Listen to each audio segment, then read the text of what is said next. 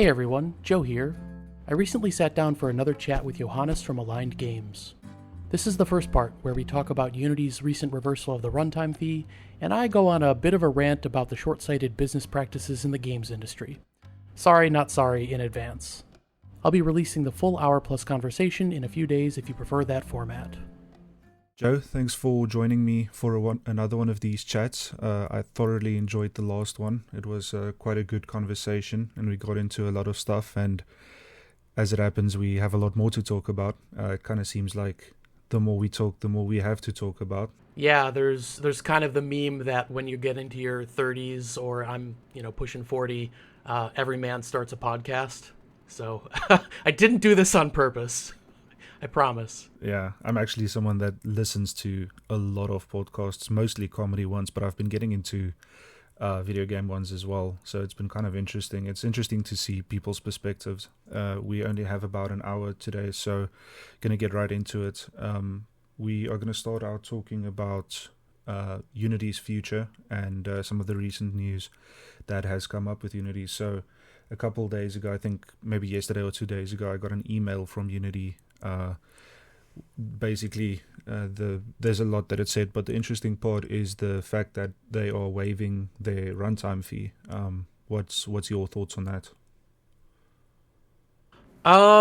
Yeah, they're marketing the fact that they're removing the runtime fee. Like they're posting, almost, I don't want to say ads, but like big notifications like the runtime fee is dead, ding dong, the witch is dead.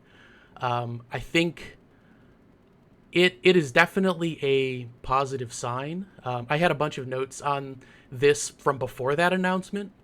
So it was kind of, my thoughts before that happened. I was going to be sticking with Unity anyway.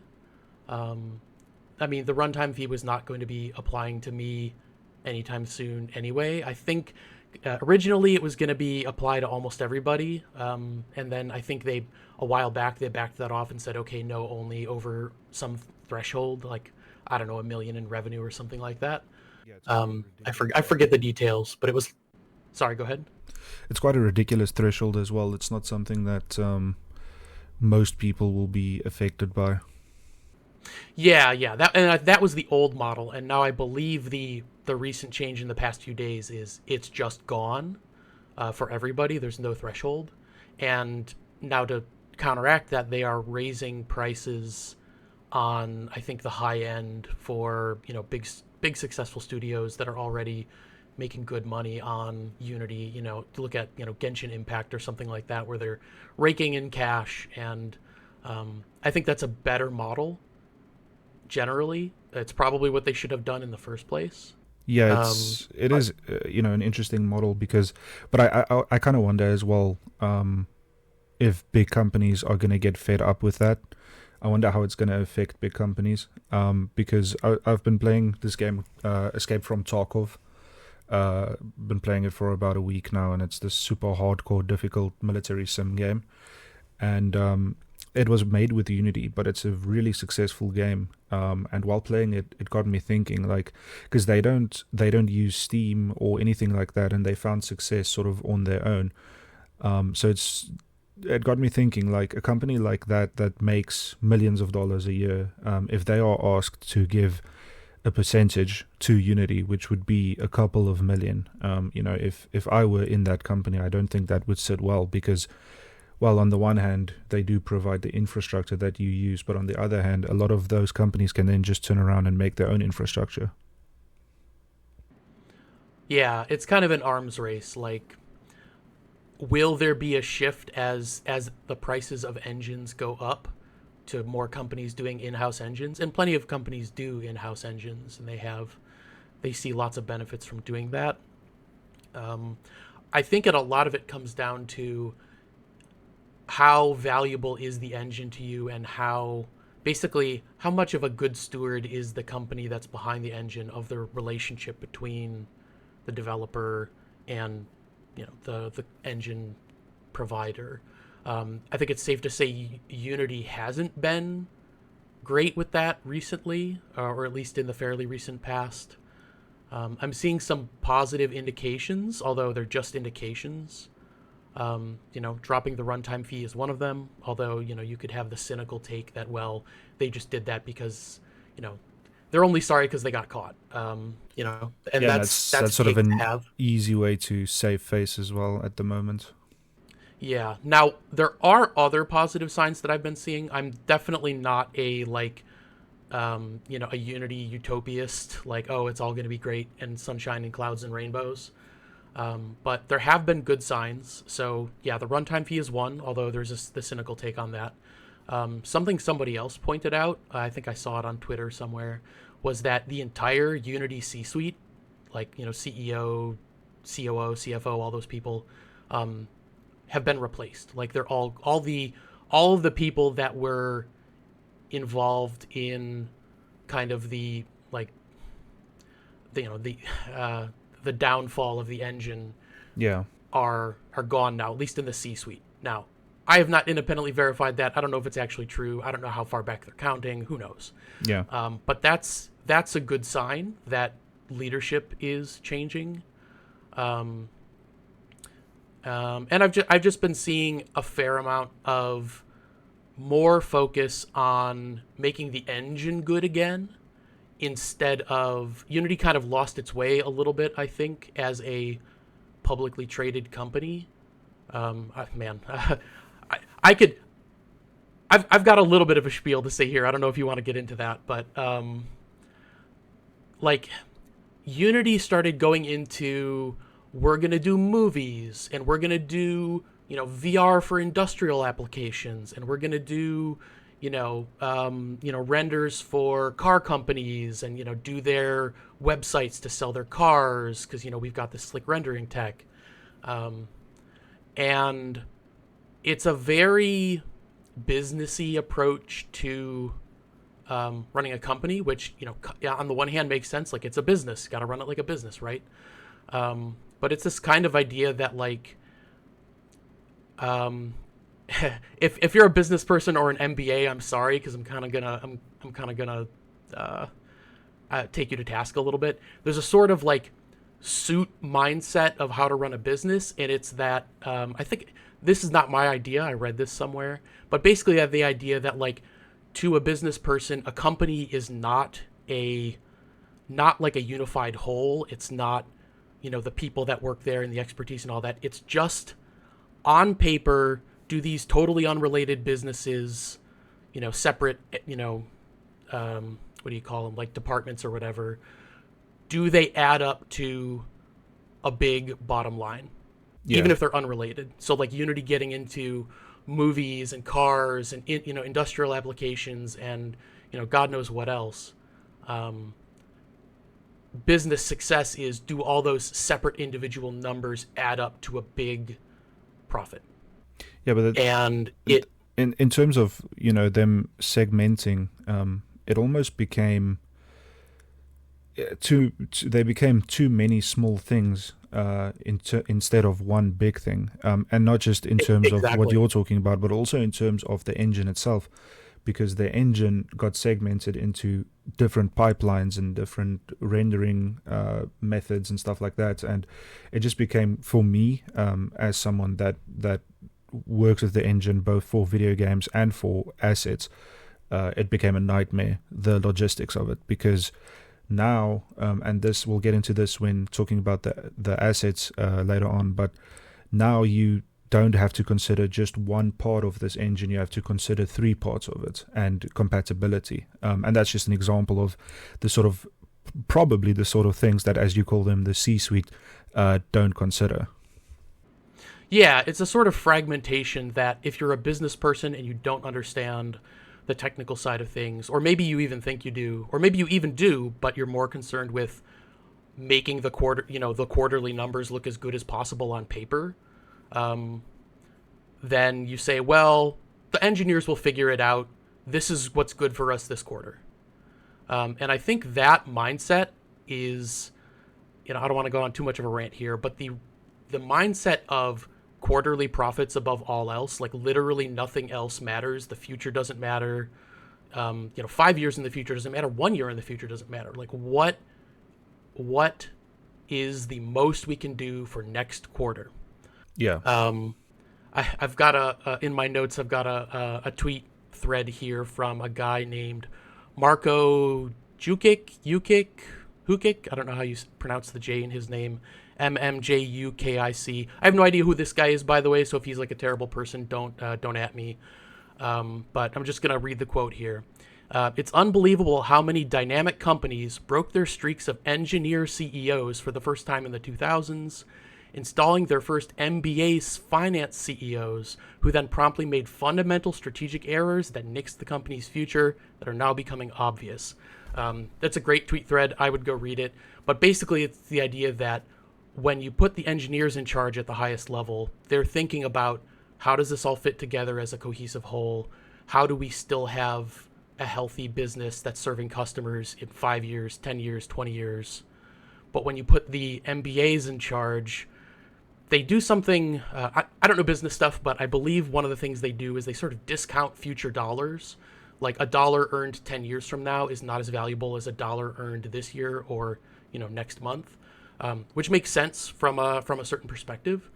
But hyper optimizing for that sort of mindset of dollars in the future don't matter, dollars now are the only thing that matters, is how you get things like, Boeing planes falling out of the sky and things like that. Like, cutting whatever costs they did to increase profits for a quarter. Was it really worth destroying the company's reputation and people canceling flights and saying, I don't want to fly on a Boeing plane ever because they're dangerous, because they explode mid-flight or their doors fall off? Yeah. And I think Unity, anyway, bring it back to Unity a little bit. I think Unity just fell hold victim that to thought for a second. Let me just open the door for my Sure. cat. Oh, okay.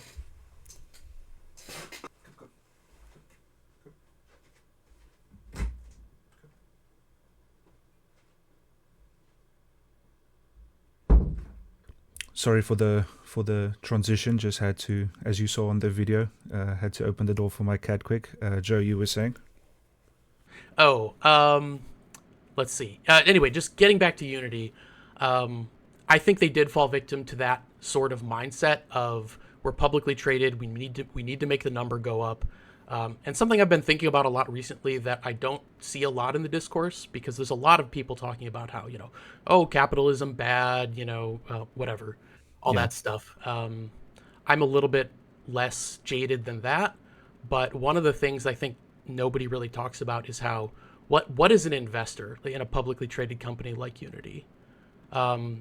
Investors this, investors that, investors want number go up.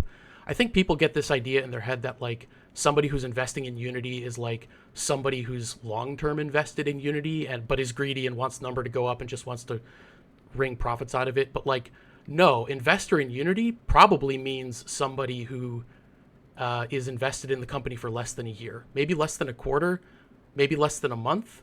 Honestly, maybe less than a microsecond with the way like high frequency trading works. Investor is always like a changing fluid body of people that have no long-term interest in companies for the most part. It's a little bit of we won't get into the economics of that, but it's a little bit of a broken system from that point.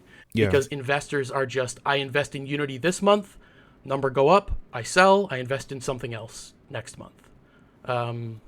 So it's the fact that these companies are publicly traded and they are beholden to investors who are very, very short-term oriented is a big problem. Yeah, and that's sort Anyway. of the same problem that a lot of the bigger studios are having as well. I don't know if you've been following Ubisoft's issues in the last couple of weeks, but it's also it's short-termism is what it boils down to at the end of the day. It's the people that the financial minds in charge don't necessarily understand why people play video games, or in this case why they make them, because at the end of the day the people that are using the product are the ones that you need to cater to. And I understand it becomes a complicated thing when it is a company that is trading, but at the end of the day Unity is a video game design engine. It's something that is made for people to design video games with. So I think when you get away from that core, that's when the issues really start to happen. Because I don't know how long you've been using Unity. But I've been using it since high school, since the days of Unity 3. I don't know if you remember the scene, but there was this little island with these little palm trees. And that's 15 years ago, so or maybe 13, 14 years ago. But I've been using it for a long time, so it's, the engine has gone through a lot of changes, and it's kind of gone from being what I would almost call the blender of game engines, the people's engine, to being sort of this. At this point, it's I don't want to call it the laughing stock because it's still a massive engine, but people do like to point to it and kind of make fun of it. Especially, well, I've been seeing a lot of that on Twitter, but yeah. Yeah, it is a little bit of a cautionary tale, though. I'll get into this in a second about it turning around, but I do want to mention one more thing on the publicly traded angle, and why the business people don't see things the way the engineers and the gamers and the developers do. So putting yourself in the mindset of one of those C-suite people who brought the company public, and it looks like it went public in 2020. Could that possibly be right? That's as far back as Google has any stock. I remember it being 2018-ish, so it's not far off. Okay. Yeah. Oh, maybe did they change tickers or something? Anyway, it doesn't matter. If you are one of those C-suite executives who brought the company public, and let's just say that my Google chart is right here, and it's, September 18, 2020 was the IPO, or the day it became publicly traded. They went from 68 a share to 200 a share in less than a year, it looks like. 100% profit. That's a really good return. Those business executives who did that probably slapped each other on the back, popped their champagne corks. Even though they're gone now, they're done. They got the money. They increased the number. They got their bonuses. They got their payouts. They got their golden parachutes. As far as they're concerned, it was a success. They don't care that they've sort of left behind a smoldering wreck of an engine that now a bunch of harried engineers now need to figure out, how do we right this ship now that we've been sort of marauded by the business people. But I think some people kind of think, oh, see, Unity did bad and that's going to be a lesson to the business people. No, it won't actually. From their perspective, they won, they got in, they got their profit, and they got out. And the fact that they happened to leave behind a shell of a company or a struggling company doesn't matter to them. They're on to the next thing. They made their millions. Yeah. So I'm probably sounding a little bit like a communist here. I'm not a communist, I swear. But I'm a little jaded with that kind of stuff happening to things like Unity that I like. Yeah, I don't. You don't sound like a communist to me. I think it's quite an American thing to think that you think of things either as communistic or capitalistic. I think most of us just think about something as it is. And in this case, it's maybe about the worst thing that could have happened to the engine. But I do see signs of, I don't want to say recovery, but